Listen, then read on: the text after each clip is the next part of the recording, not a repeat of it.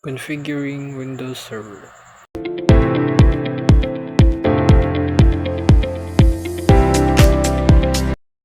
First, we need to turn off firewall state in domain profile, private profile, public profile, and click on apply.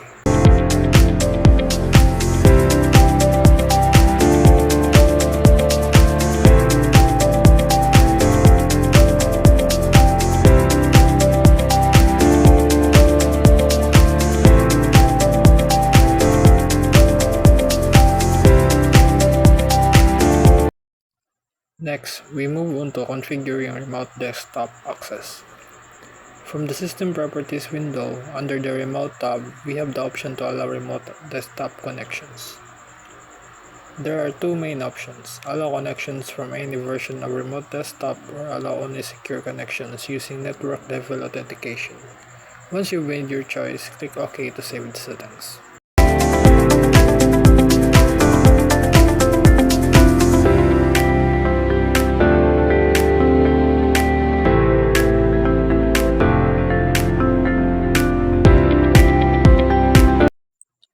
Next step is to add roles. Click on Next and look for Network Policy and Access Services and include it.